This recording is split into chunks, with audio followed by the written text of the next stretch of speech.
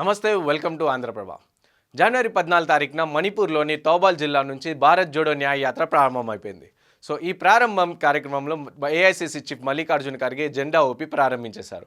So ఇందులో మాట్లాడుతూ ఏదైతే భారత్ జోడో న్యాయ యాత్ర ఉందో కంప్లీట్గా ఇది అన్యాయంపై ప్రశ్నించే యాత్రగా ఉంటుంది అని మల్లికార్జున ఖర్గే చెప్పుకొచ్చారు. అండ్ రాహుల్ గాంధీ ఈ యాత్ర ఒకటి మధ్యాహ్నమే మొదలవ్వాల్సి ఉండగా సో ఢిల్లీలో ఉండే పొగమంచు కారణంగా తన విమానం కాస్త ఆలస్యమైంది.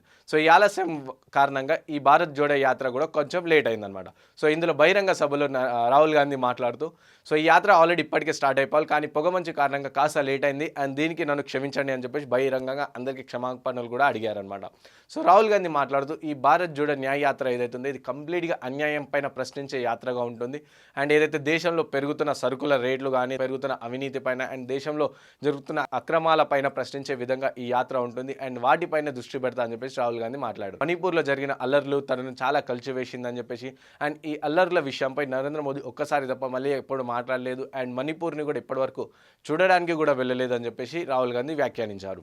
సో ఈ ప్రారంభోత్సవ యాత్రలో తెలంగాణ నుంచి CM Revanth Reddy and deputy CM అయిన మల్లు భట్టి విక్రమార్క పాల్గొన్నారు అండ్ ఏపీ నుంచి రఘువీరారెడ్డి మరియు వైఎస్ షర్మిల పాల్గొన్నారనమాట.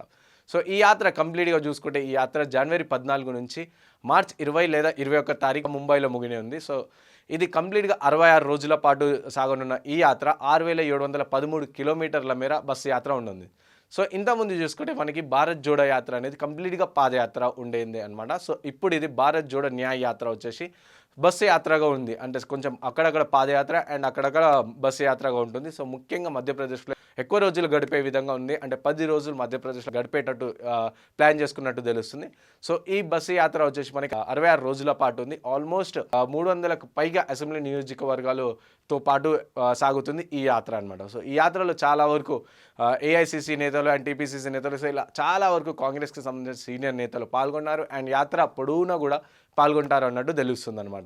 సో ఈ యాత్రతో భారత్లో జరిగే అన్యాయం పైన ప్రశ్నిస్తాను అండ్ కంప్లీట్గా ఏదైతే అన్ఎంప్లాయ్మెంట్ ఉందో సో దానిపైన ఇదంతా భారతదేశంలో ఉండే సమస్యలని ప్రజల్లోకి తీసుకువెళ్తూ అండ్ ప్రజల్ని చైతన్యవంతం చేసే విధంగా ఉంటుందని చెప్పేసి రాహుల్ గాంధీ చెప్పారు. సో చూడాలన్నమాట ఏదైతే last time Kashmir to Kanyakumari padayatra ఎంతవరకు సక్సెస్ అయింది అంటే సో ఈ యాత్ర భారత్ జోడో న్యాయ యాత్ర 2.0 కూడా ఎంతవరకు కాంగ్రెస్ పార్టీకి ఇమేజ్ తీసుకొస్తుంది అండ్ నెక్స్ట్ సెంట్రల్లో తమ గవర్నమెంట్ ఫామ్ చేస్తుందో చూడాల్సింది.